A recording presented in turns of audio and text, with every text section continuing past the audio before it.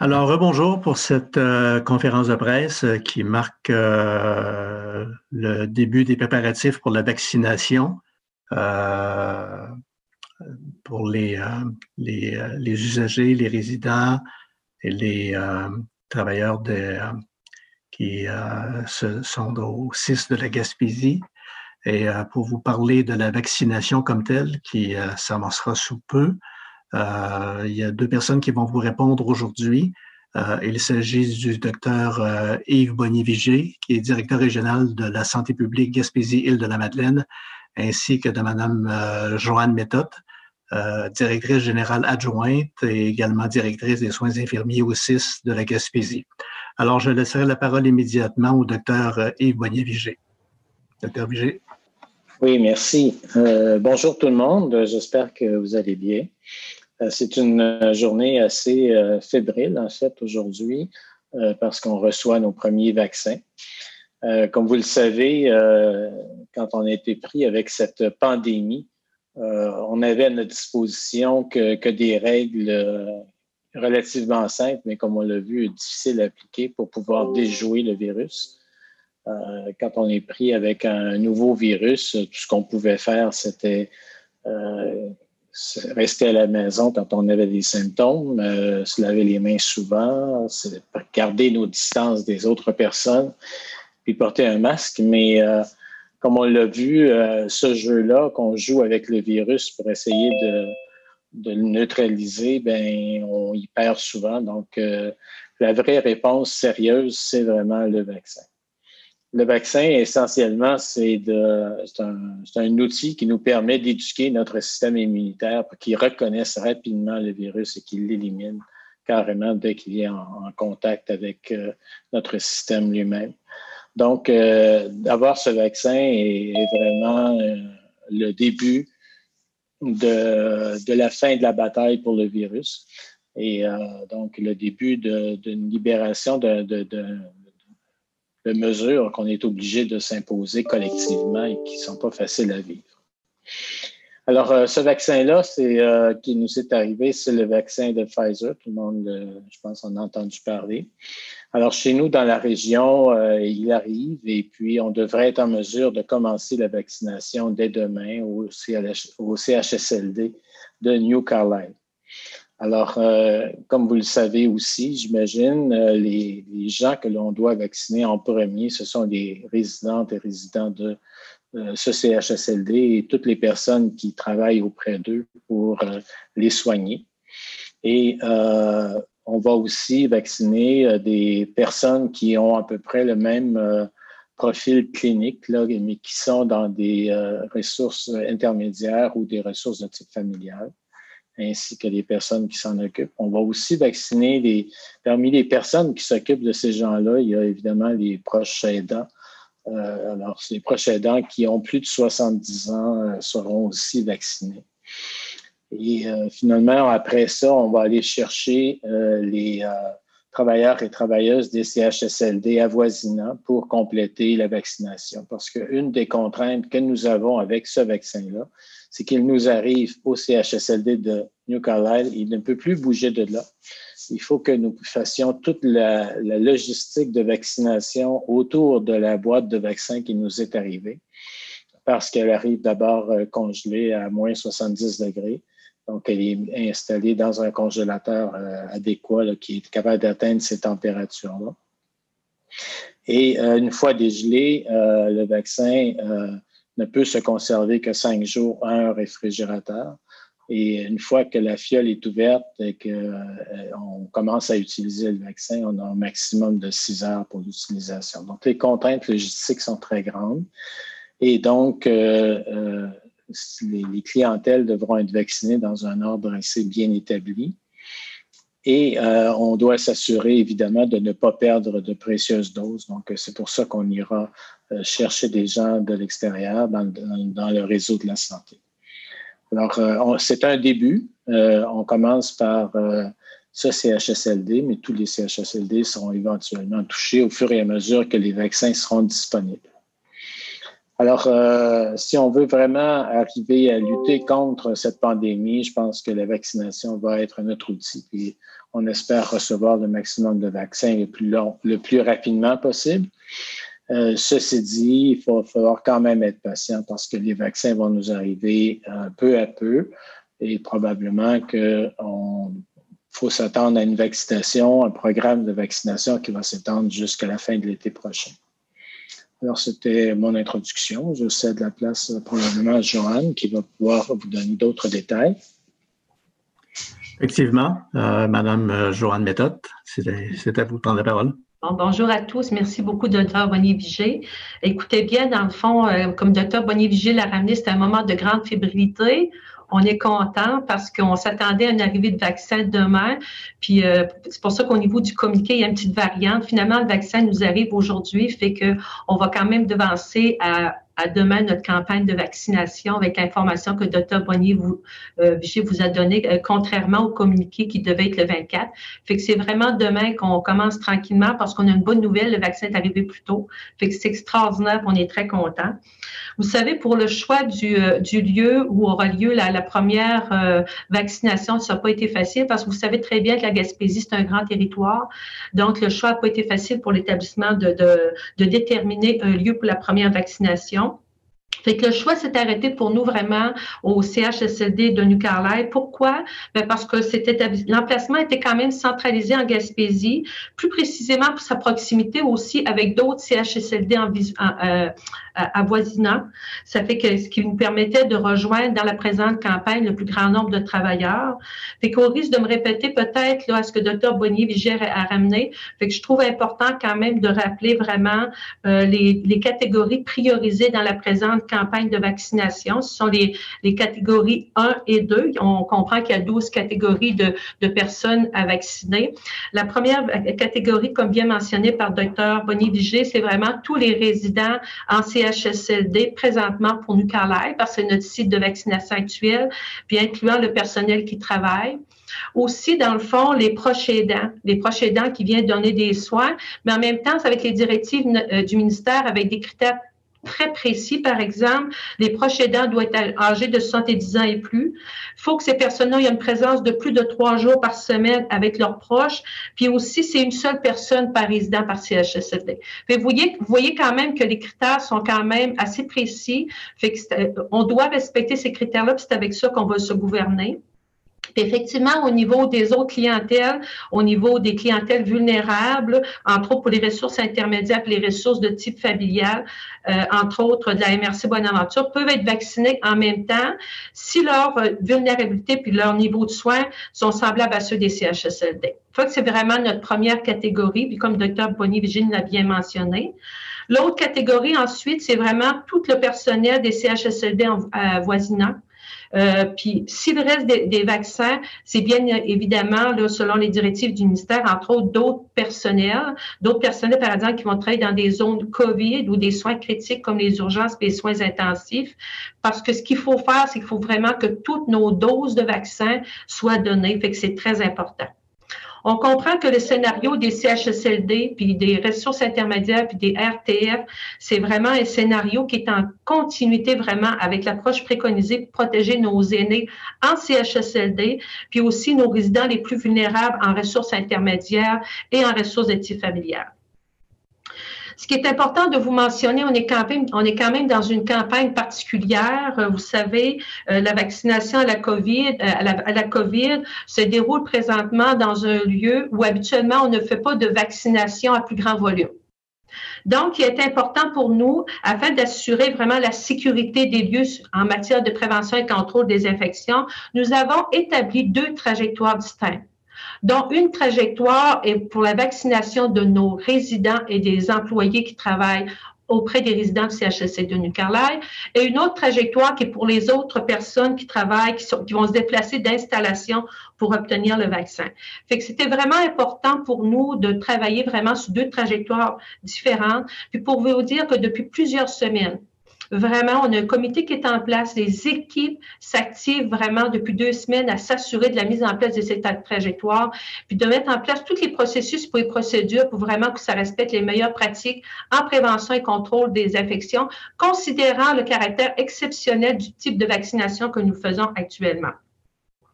Aussi, ce qui est important de rappeler, c'est que les personnes, entre autres, qui travaillent, pas qui travaillent, mais les résidents, entre autres, vulnérables des ressources intermédiaires RTF, doivent se déplacer.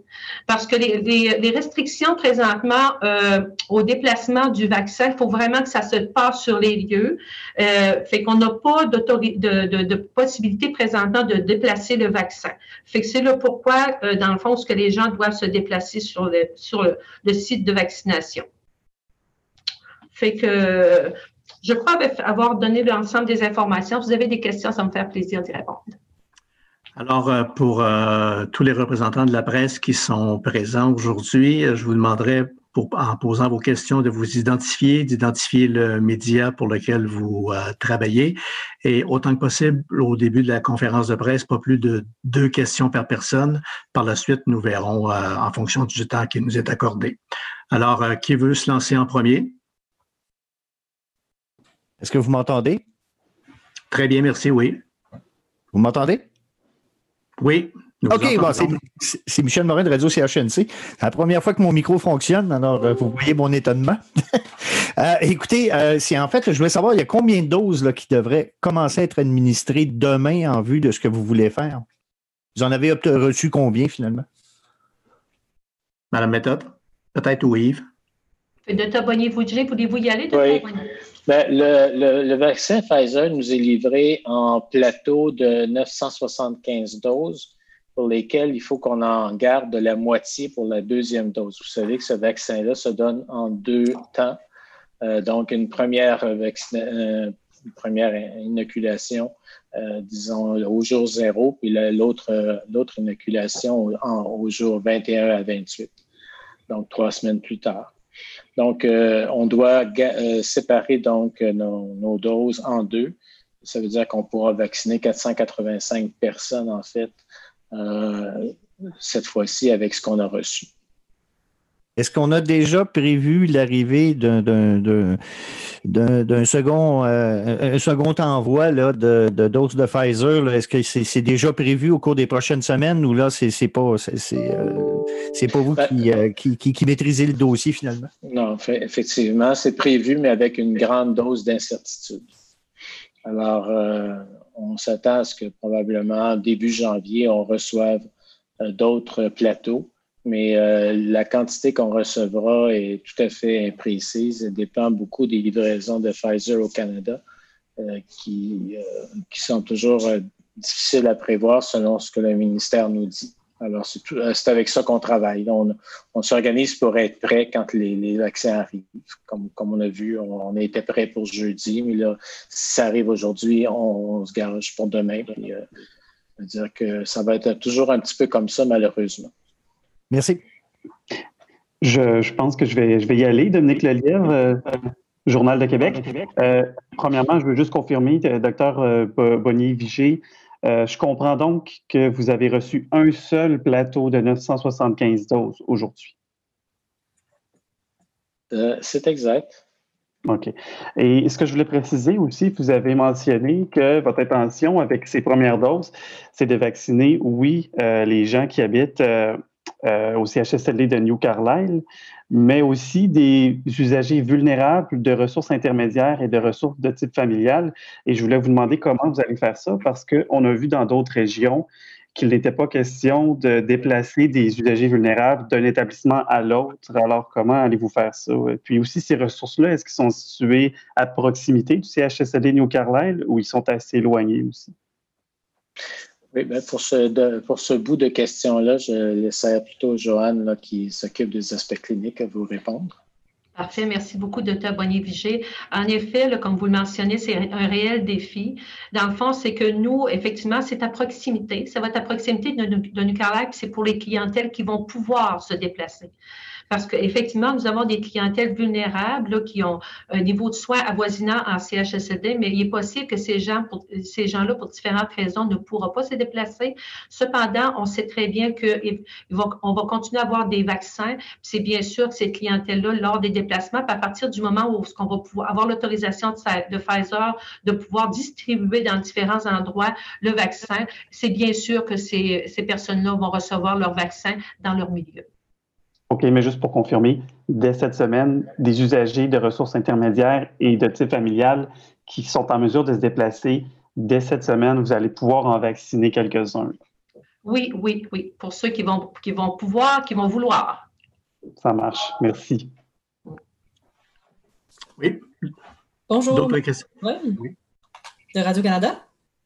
Est-ce que vous m'entendez? Vous êtes correct? Très bien, oui. Parfait, merci.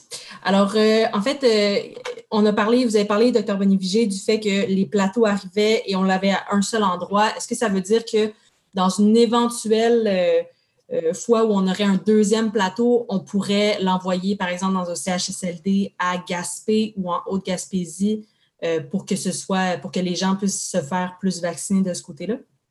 Effectivement, c'est la stratégie. On va faire envoyer les plateaux dans les autres CHSLD au fur et à mesure qu'ils vont arriver. Puis, comme le mentionnait Joanne tout à l'heure, il y a beaucoup de discussions avec Pfizer, puis ils font des essais pour s'assurer de la stabilité de leur vaccin. Il se pourrait qu'à un moment donné, on ait la possibilité d'avoir le droit de déplacer le vaccin à d'autres endroits À ce moment-là, ça va augmenter beaucoup la flexibilité des endroits où on pourra vacciner. Parfait. Et on a entendu parler de la part de certains syndicats d'employés dans les CHSLD, dans les ressources pour aînés, pas nécessairement des personnes qui sont en contact avec les résidents, mais des personnes, par exemple, dans les cuisines ou à l'entretien ménager qui avaient peur, ne voulaient pas prendre le vaccin. Qu'est-ce que vous leur répondez à ces personnes-là? Je pense qu'il faut comprendre qu'est-ce que c'est un vaccin. C'est essentiellement une image du virus que l'on donne à notre système immunitaire pour qu'il reconnaisse le virus quand il va venir. Donc, un vaccin, ça ne peut pas causer la maladie, surtout ce vaccin-là, qui en fait c'est une technologie très, très intéressante qui donne à nos cellules le code pour reproduire l'image du vaccin quand il va se présenter. Alors, ça va permettre de créer des anticorps qui vont pouvoir reconnaître rapidement le virus quand il va se présenter. Donc, il n'y a vraiment aucun danger de faire la maladie avec ça ou d'avoir d'autres choses. Donc, j'invite vraiment les gens qui ont peur, puis je nie pas qu'on puisse avoir peur, c'est normal, là. C'est des choses nouvelles. Mais je pense qu'on devrait aussi avoir peur du virus lui-même puis de la maladie qu'il impose et de la possibilité de transmettre aussi cette maladie-là à d'autres personnes. Ça fait que j'espère que dès que les gens auront la chance de se faire vacciner, qu'ils vont vraiment sauter sur cette occasion-là. Merci. Prochaine question.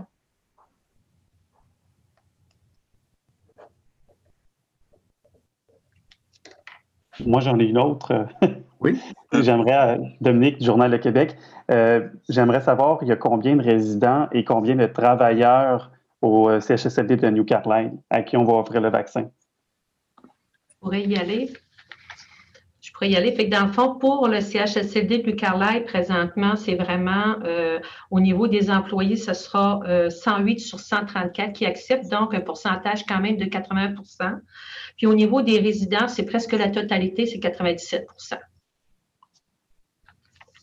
Il y a combien de résidents dans ce milieu-là? 58. 58? Oui. OK.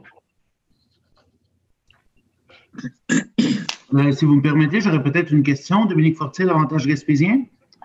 Oui. Pour faire du chemin sur ce que ma collègue demandait quant aux endroits qui seront ciblés pour les prochaines doses, est-ce qu'on sait déjà où les prochains où les prochaines livraisons seront livrées? Est-ce qu'on continue à New Carlisle ou on sait déjà que, mettons, celle du mois de janvier est prévue à Gaspé ou à un autre endroit? Comme je te le mentionnais tout à l'heure, on a prévu de faire le tour des CHSLD. La séquence n'est pas nécessairement tout à fait connue. Alors, mais c'est certain que ce qu'on veut faire, c'est de se promener de CHSLD en CHSLD tant qu'on sera contraint de vacciner à un seul endroit. Mais est-ce qu'on choisit ces endroits-là en fonction du profil épidémiologique de l'endroit? C'est sûr qu'on va commencer par les CHSLD qui n'ont pas connu d'épidémie déjà, où on a le plus de gens susceptibles de tomber malades. C'est le seul critère. Parfait, merci beaucoup. Oui, il reste de la place pour d'autres questions. Moi, je ne veux vraiment pas abuser, là, mais j'en ai une autre parce que quand on dit qu'on va envoyer les prochaines boîtes de vaccins dans d'autres CHSLD, c'est rare un CHSLD avec 975 résidents. Comment vous allez réaliser ça? Puis, il n'y a pas des congélateurs à moins 80 dans chaque CHSLD non plus. Donc, au niveau logistique, comment allez-vous faire pour acheminer les prochaines boîtes du vaccin de Pfizer dans d'autres CHSLD?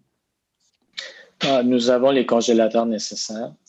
Et pour ce qui est de la distribution, c'est un peu la même stratégie qu'on fait à New Carlisle, c'est-à-dire ce sera d'abord les résidents et les résidentes, ensuite les travailleurs, travailleuses de ce milieu-là, ensuite les gens des RIRTF qui sont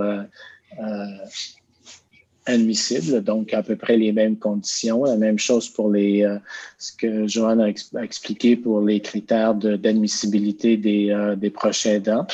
Et en fin de compte, on va aussi commencer à vacciner donc nos travailleurs, travailleuses de la santé, principalement celles qui sont auprès des patients COVID, mais aussi les autres qui sont auprès de patients, les gens qui font des services à domicile, etc.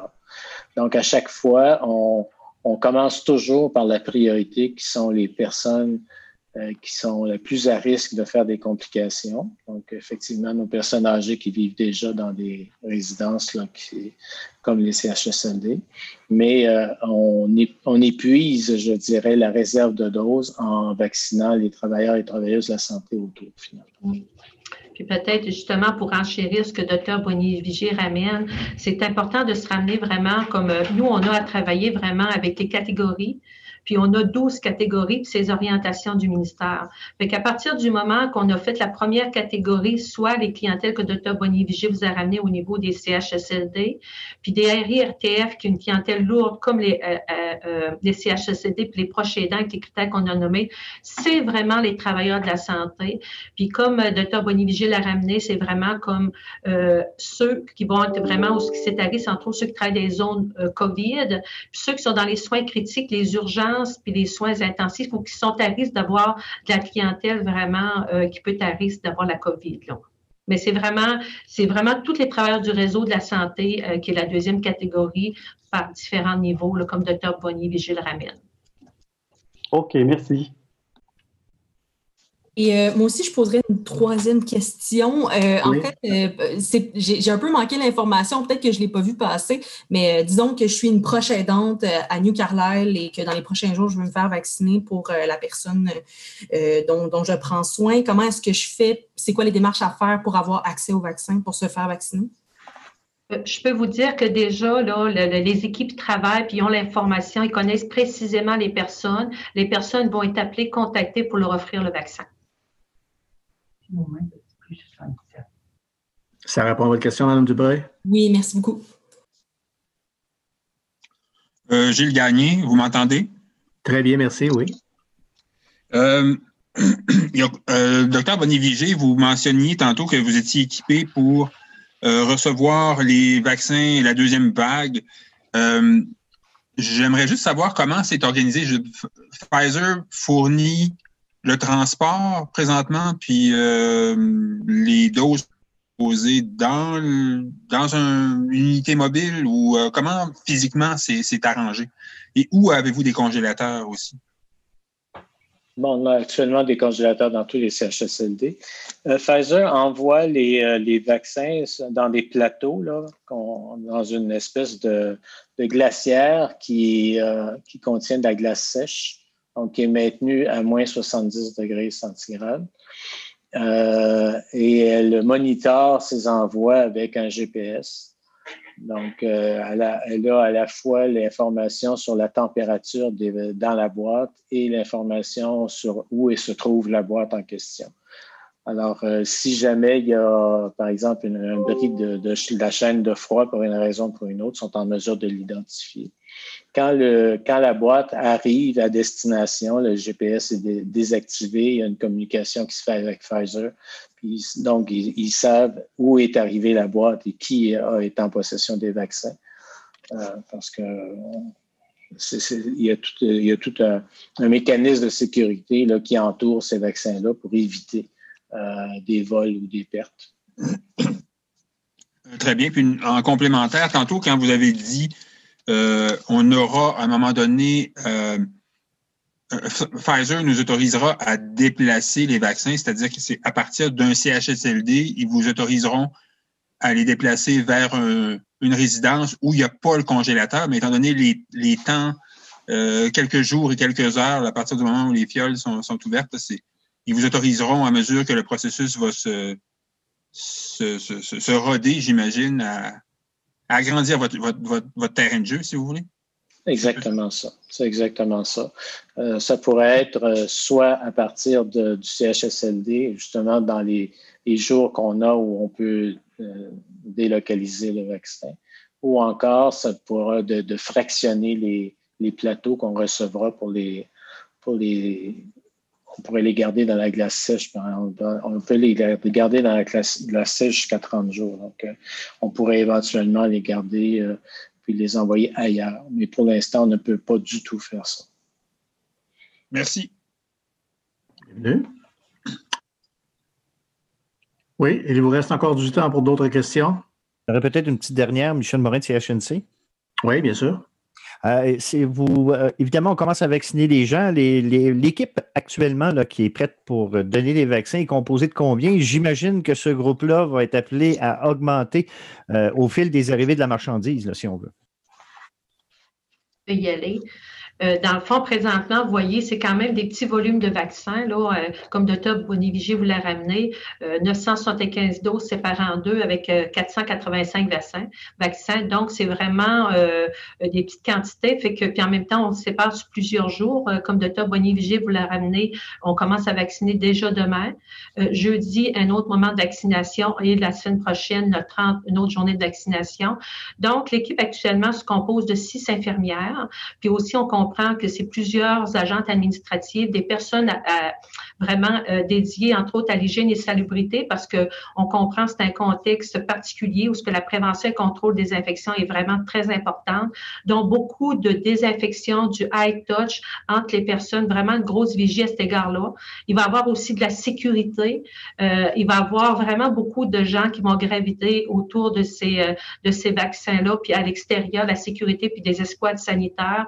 Mais c'est quand même des grosses équipes là, qui vont être dépêchées là, pour la campagne de vaccination, mais on a l'équipe qu'il faut, que tout le monde est prêt. Il y a déjà eu même une pratique là, qui a été faite hier pour toute la trajectoire pour s'assurer que ce soit sécuritaire en matière de prévention et contrôle des infections. Puis aussi la personne responsable de la gestion des produits immunisants avec toute l'équipe. Vraiment, les gens ont bien travaillé avec le personnel qui est en place, qui vont vacciner pour s'assurer que tous les processus, les façons de faire, puis on est tous corrects pour la vaccination. Fait qu'on peut vous dire qu'on est correct, puis on a les personnes en quantité suffisante. Alors, nous prendrions... Oui, allez-y. Monsieur Morin. Non, je disais juste merci. J'en ai une complémentaire, Gilles Gagné. Vous ne vaccinerez pas à Noël puis en fin de semaine, si je comprends bien? On vaccine demain, qui est le mercredi. On vaccine jeudi aussi. Puis on va faire une autre journée quand même le 30 pour les vaccins qui nous restera. Mais quand même, demain puis après-demain, on va passer quand même une grande partie là, des vaccins qui est à notre disponibilité.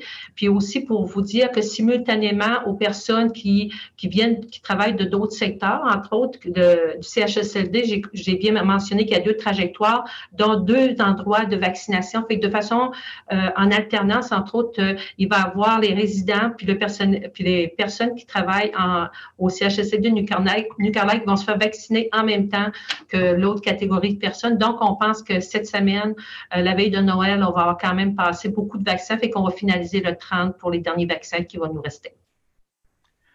Alors, il nous resterait de la place pour 2 autres questions. Une autre question? Pas d'autres questions. Je vous remercie infiniment de votre présence cet après-midi à cette conférence de presse qui marque le point de lancement de la vaccination contre la propagation du COVID-19, de la COVID-19 en Gaspésie. Merci beaucoup, Mme Joanne Méthode. Merci beaucoup, Dr. Bonnier-Vigé. Merci également aux journalistes qui se sont déplacés, qui ont pris part, qui se sont déplacés virtuellement et qui ont pris part à cette conférence de presse. S'il y a quoi que ce soit, n'hésitez pas à communiquer avec nous. C'est avec plaisir que nous vous faciliterons la tâche pour parler aux personnes concernées. Alors, merci tout le monde. Bonne fin de journée. Au revoir.